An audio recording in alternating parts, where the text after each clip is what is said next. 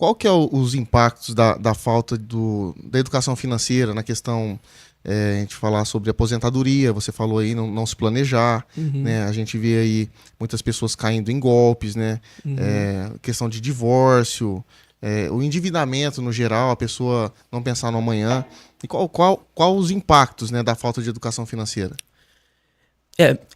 Educação, a própria palavra fala, é poder, né? Quando você tem conhecimento, você consegue tomar decisões de maneira mais confiantes, né? Você consegue tomar decisões com a mentalidade mais fria, racional, porque você aprendeu sobre aquilo. Quando você não conhece o tema, quando você começa a fazer padrões que outros fazem, né? Tomar decisões porque o outro fez e ligada à falta de educação financeira, causa vários impactos.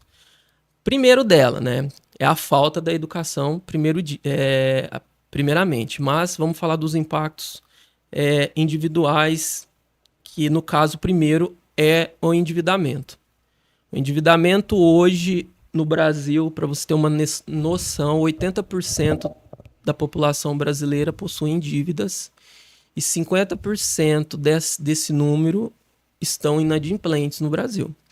Isso é muito sério, porque o endividamento, a dívida mesmo, ela em si, ela não é um problema grave que vai te levar, são os impactos disso que vai te levar a problemas. Porque, por exemplo, a pessoa endividada, ela começa a ser cobrada. A partir da limitação do crédito dela, ela começa a receber cobranças. Essas cobranças começam a causar ansiedades nessa pessoa. Essa ansiedade, o que acontece com ela? Ela começa a trabalhar menos no trabalho, ter uma A pessoa não... produtividade. A concentração dela no trabalho, com certeza, ela é muito menor. Problemas familiares. Outro ponto é o divórcio. Segunda maior, né, causadores de divórcio no Brasil hoje é por questões financeiras.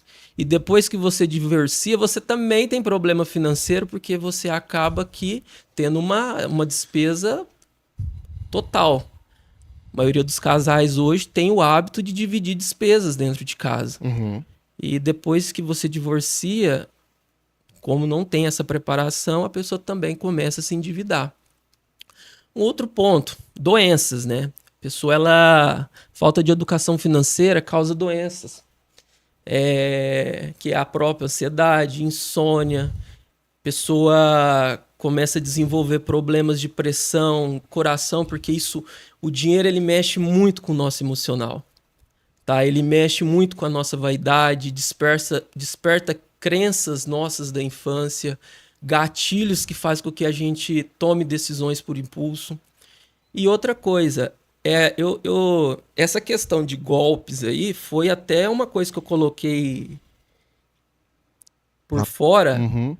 porque eu tô recebendo muitas depoimentos de pessoas que estão caindo em golpes por falta de conhecimento da educação financeira.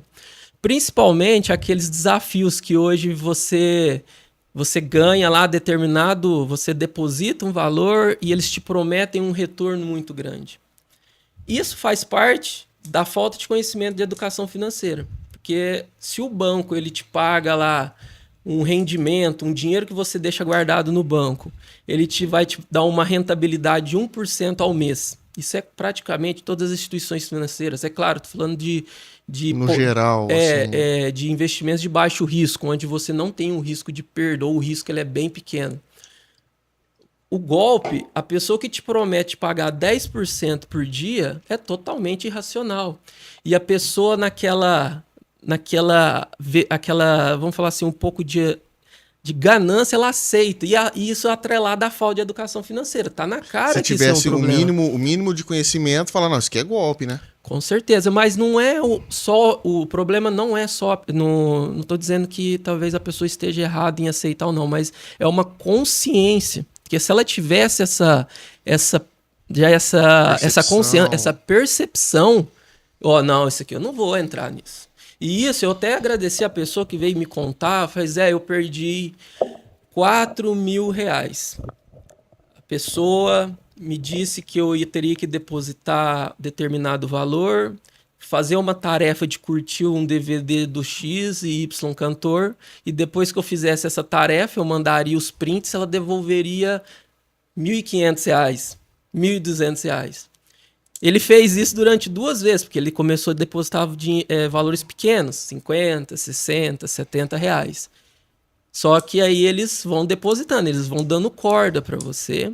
Só que a partir do momento que você já está seguro, achando que é uma situação lícita, eles te passam a perna.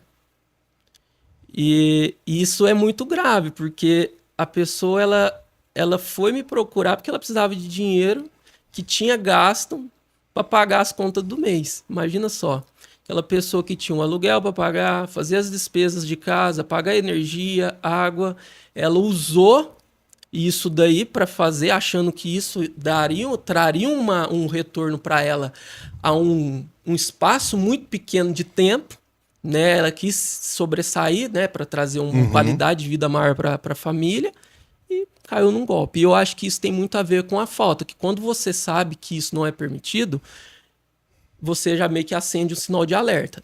E os golpes, eles são criativos o tempo todo, igual nós estamos aqui conversando, né? Tem gente criando golpe, tem gente querendo criar golpe aí pra passar pra Bandido outra não pessoa. dorme, né, velho? O cara às Exatamente. vezes tá dentro da cadeia lá e ele tá do sistema prisional e ele tá passando trote não, tá? Golpe, né? Ele tá ligando e falando, ó, a senhora ganhou, mas a senhora precisa depositar 20 e na verdade é crédito pra ele mesmo. E a senhorinha vai e deposita e tal. Só para finalizar a questão que você tinha perguntado do INSS, né? Só porque eu não gosto de deixar passar a questão do planejamento, tá? 70% das pessoas que estão aposentadas hoje no Brasil não conseguem viver com a aposentadoria que ganha. Precisam de ajuda de familiares e de pessoas conhecidas. Tá? Esse é o grande impacto da falta, né, de olhar para essa situação de futuro. Né? A sigla do INSS, eu não sei se você conhece, isso nunca será suficiente. Então, se a pessoa ela achar que a aposentadoria dela é o salvador da pátria, ela corre um risco muito grande de chegar na aposentadoria e ela não conseguir, mesmo contribuindo com o valor máximo, com o teto de contribuição, ela pode não conseguir o salário que ela ganha hoje. Tá certo? E, além disso, não é corrigido proporcional com a inflação. Então, o seu salário de agora, quando você aposentar, você não terá os mesmos ganhos, a mesma potência de compra, né? Então, é muito grave também. Agora tem uma outra situação. Mais de 50% da população brasileira, por não fazer a contribuição com o INSS, também não vai aposentar. Porque eles não contribuem, vão se aposentar, acho que com o mínimo, né? Acho que é esse. Essas pessoas também correm muito risco de não aposentar, porque já existe o risco de quem está contribuindo não conseguir aposentar, tá certo? Porque a lei diz que o Brasil ele tem a obrigação de pagar um salário mínimo, certo? Independente do nível de contribuição. Claro, hoje o governo está conseguindo cumprir e pagar conforme o valor de contribuição. Mas nada garante que quando nós... chegarmos lá... Isso. Eu nem sei com quando, eu nem fiz essa conta porque isso aí já é desanimador, né? 70 anos para cima aí. Então, vai chegar um momento que pode ser que a gente não consiga nem o salário mínimo. Tá? Agora, imagina só, você depender do governo, tá? Para colocar nas mãos do governo a tua melhor idade. Tá? Isso é muito sério. Tá, isso daí acho que talvez para mim, né, porque eu gosto muito de trabalhar com planejamento, é uma coisa minha, não tem nada a ver com a educação, minha opinião pessoal. Eu vejo isso como um dos pontos de maiores impactos, talvez nós possamos sofrer caso nada seja feito. hoje está acontecendo um movimento muito grande de educação financeira. Pelo menos é o que a gente vem sentindo. Tanto é que o governo ele está, né, impulsionando, motivando. Até o Banco Central ele fez uma resolução em 2020, agora no final de 2023, onde as instituições financeiras, bancos, cooperativas de crédito, são obrigadas a dar educação financeira para os seus clientes. Tá certo? Então, tudo isso tem um motivo. Tá? O banco, o Banco Central, que é atrelado ao governo, ele já sentiu isso. Ele já sentiu que isso vai ser um problema caso não seja feito nada.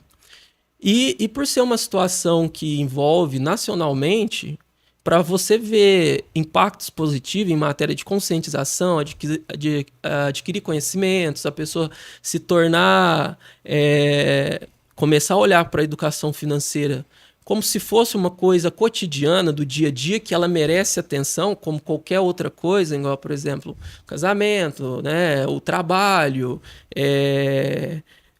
aí, quem tem religião, a religião, olhar Sim. como um pilar importante para a vida dela, não achando que isso é intuitivo, que você vai deixar para depois, é isso que eu quero dizer. Aí acaba, né, tendo esse problema.